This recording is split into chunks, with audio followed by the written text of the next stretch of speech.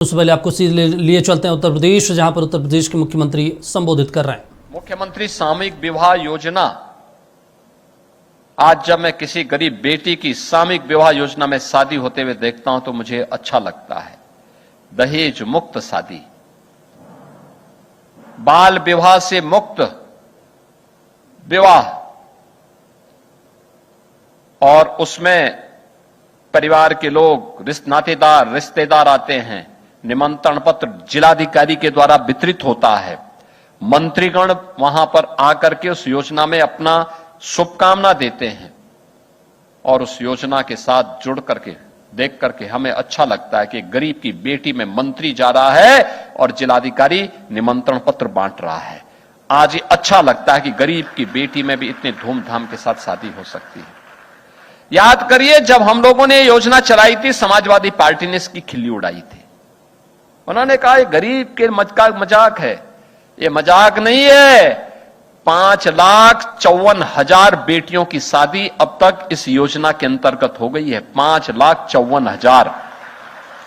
और बेटी की शादी में हम लोग, बेटी की शादी में प्रदेश सरकार की तरफ से 1 लाख रुपए की सहायता राज्य सरकार के द्वारा प्रदान की जाती है। मुझे बताते हुए प्रसन्नता है कि कोरोना कालखंड में उत्तर प्रदेश के बहुत सारे नौजवान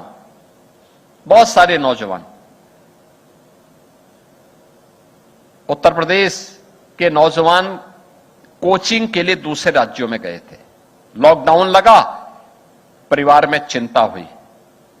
मुझे राजस्थान में यहां की बसेज भेजनी पड़ी उन बच्चों को सुरक्षित लाने के लिए, और तब हम लोगों ने अभ्युदय कोचिंग प्रारंभ किया था।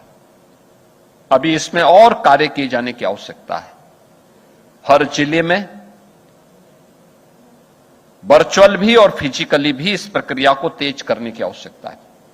मेरा मानना है बहुत ही बेहतरीन इसके परिणाम आ सकते हैं, और भी अच्छे परिणाम आ सकते हैं। एक गाइड के रूप में, एक योजक के रूप में अभ्युदय कोचिंग को अपने आप को तैयार करना है, और इसके लिए समाज कल्याण विभाग को और मेहनत करने की आवश्यकता है, जिससे यूपीएससी की तैयारी करने वाला हो, Uttar Pradesh public service commission की तैयारी करने वाला हो, आईआईटी जेई का हो, नीट का हो, एनडीए का हो, सीटीएस का हो, किसी भी अन्य प्रतियोगी परीक्षाओं से जुड़ी हुई परीक्षा की तैयारी का मामला हो, उसका प्लेटफॉर्म अभ्युदय कोचिंग बने। हमने 2020-21 में प्रारंभ किया था, और मुझे बताते हुए प्रसन्नता है आज निःशुल्क कोचिंग के माध्यम से 1,15,000 से अधिक अभ्यर्थियों को यह अब तक इस सुविधा प्राप्त हो चुकी है। काफी बड़ी संख्या में लोग इससे आगे बढ़ते हैं और इस योजना का लाभ प्राप्त कर रहे हैं। इसमें और मेहनत कर दी जाए तो बड़ी संख्या में लोग फिजिकली भी और वर्चुअली भी इस योजना का लाभ लेते हुए दिखाई देंगे। और इसमें तो हम लोगों ने कहा था कि हमारे जो नए अधिकारी चयन होकर के आते हैं, यूपीएससी से, Uttar Pradesh public service commission से, आईआईटी जेई से, नीट से, इन सबको हर दिन अपने जिले में 1 घंटे का समय इस कोचिंग के लिए देना चाहिए। वे दें, नई पीढ़ी को प्रशिक्षित करें, उसको प्रेरित करें, आगे बढ़ाएं। ज्ञान की परंपरा तो ऐसे ही बढ़ती है, आगे बढ़ेगी, क्योंकि अधिक से अधिक बच्चों का सिलेक्शन हो, एक स्वस्थ प्रतिस्पर्धा आगे बढ़े। और आज अभ्युदय कोचिंग को और अच्छा कार्य करने की आवश्यकता है।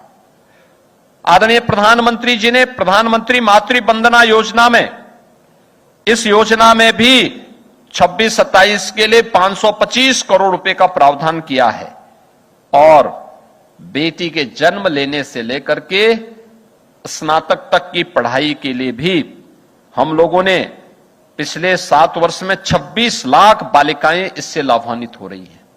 26 लाख बेटियां मुख्यमंत्री कन्या सुमंगला योजना से लाभान्वित हो रही हैं, जिसमें 25,000 रुपए की राशि हम 6 स्टेजेस में बेटी के खाते में उपलब्ध करवाते हैं। और मुझे बताते हुए कि हमने नए बजट में भी 400 करोड़ रुपए की व्यवस्था इस योजना के अंतर्गत की है, जिससे उन बेटियों को इस योजना के साथ जोड़ करके लाभान्वित किया जा सके। आज मुझे बताते हुए प्रसन्नता है कि सरकार ने नए बजट में ढेर सारे प्रावधान किए हैं। कामकाजी महिलाओं के लिए छात्रावास का निर्माण, लखनऊ, गौतम बुद्ध नगर, गाजियाबाद, इन सभी में 500 क्षमता की छात्रावास के निर्माण के लिए धनराशि उपलब्ध करवाया जा रहा है।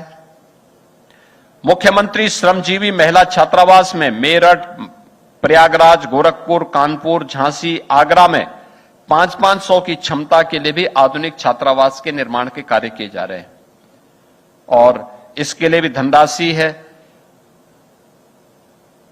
2 करोड़ नौजवानों को स्वामी विवेकानंद युवा सशक्तिकरण योजना